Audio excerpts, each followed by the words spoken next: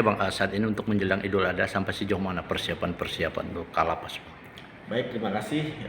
Jadi Lapas kelas 2 B Pangkalan Bun mempersiapkan Hari Raya Idul Adha ini.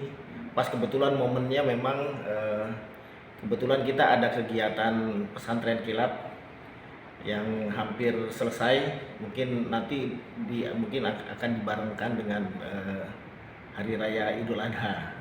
Nah, jadi memang dalam momen-momen terakhir ini saya juga mengingatkan juga kepada warga binaan untuk selalu meningkatkan keimanan dan ketakwaannya. Nah, ini salah satunya juga di Hari Raya Idul Kurban ini kita harus bisa ibaratnya mengorban dalam arti bukan mengorbankan ini, minimal kita ada mengorbankan perilaku yang tadinya tidak baik ke arah yang lebih baik gitu. Itu selalu saya sampaikan. Terusnya juga untuk persiapan hewan kurban, alhamdulillah kita yang pasti sudah ada hewan kurban, sudah dapat 3 ekor sapi. Nah, jadi ini juga kita masih mengajukan lagi permohonan ke PHBI dan juga ke Pemda. Ya mudah-mudahan juga bisa dipenuhi 2 ekor sapi. Nanti kalau memang pada pelaksanaan kalau memang kita diberi juga dari Pemda dan PHBI, jadi keseluruhan hewan kurbannya ada 5 ekor sapi. Nah, ini nanti daging kurbannya itu nanti kita akan bagikan sebagian kepada masyarakat di sekitar, juga keluarga warga binaan yang tidak mampu, dan sebagian kita juga sampaikan ke warga binaan yang ada di dalam, seperti itu. Nah, kalau kita melihat Bang, warga binaan ini berapa jumlah yang dibina waktu? Sekarang ada 867 orang, seperti itu. Nah, kalau kita berbicara dari saat ini apa yang menjadi keluhan dari warga binaan nih Bang? Ya memang selama ini sih keluhannya memang yang namanya warga binaan kan pasti pengen kebebasan. Namun kan di dalam sini ada aturan-aturan. Apalagi kita sekarang sudah memperketat kebutuhan dari Dirjen Pemasyarakatan ini, kita melalui Pak Dirjennya langsung selalu mengingatkan di WA grup KUPT tentang memberantas peredaran narkoba dan handphone di dalam lapas. Nah, ini yang agak berat memang warga binaan ini, kita udah sering merazia terutama handphone di dalam lapas. Nah, ini alhamdulillah sih itu sekarang udah berkurang lah penggunaan HP di dalam lapas. Nah, itu yang jadi ini juga keluhan. Tapi kita memfasilitasinya ada namanya Wartel Suspas. Nah, itu jalan keluarnya seperti itu. Tapi yang namanya yang saya bilang tadi, yang namanya warga binaan maunya ada ya ibaratnya megang HP di dalam, tapi itu kan aturannya tidak boleh. Nah, jadi kita tetap merazia yang namanya penggunaan handphone di dalam lapas.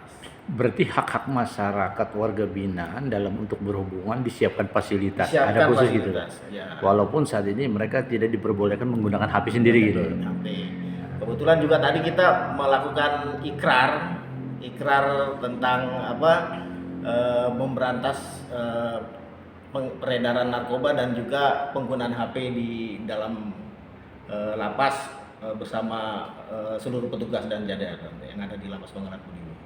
Nah Bang, kalau kita melihat Bang, saat ini kan untuk Kota Pangkalan Bun, khususnya untuk lapas kelas 2B kan jauh dari peredaran narkoba, artinya berkurang dibandingkan dulu-dulu ya.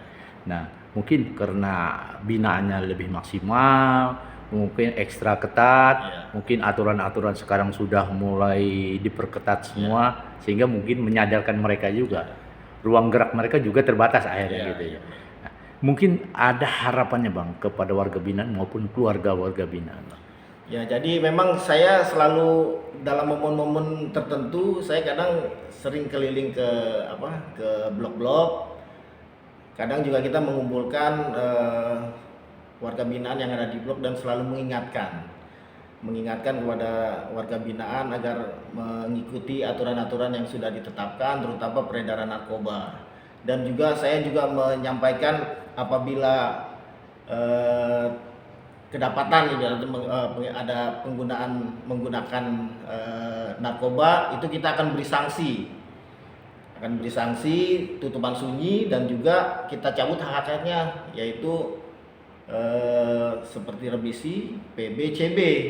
Dan yang saya lebih tekankan lagi, apabila memang sudah berulang, kita akan ibaratnya memindahkan warga binaan tersebut. Kalau memang tidak bisa dibina, akan kita pindahkan ke Nusa Kambangan.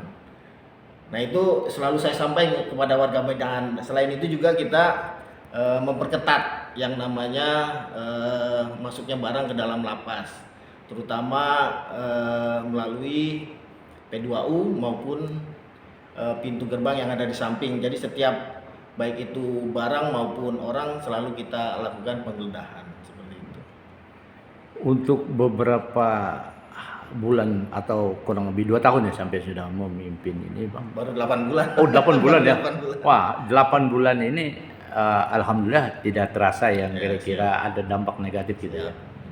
Nah, mungkin ada harapan, Bang, kepada warga masyarakat, kepada pemerintah daerah, yang mana di dalam ini juga warga binaan cukup banyak gitu. Ya. Apalagi ini menyambut menjelang Lebaran Idul Adha. Ya, yang pasti kita untuk membina mereka tidak bisa sendiri, perlu adanya dukungan-dukungan dari pihak-pihak lain. Kami memang sedang merencanakan kerjasama, terutama kaitannya dengan bimbingan kepribadian maupun bimbingan kemandirian.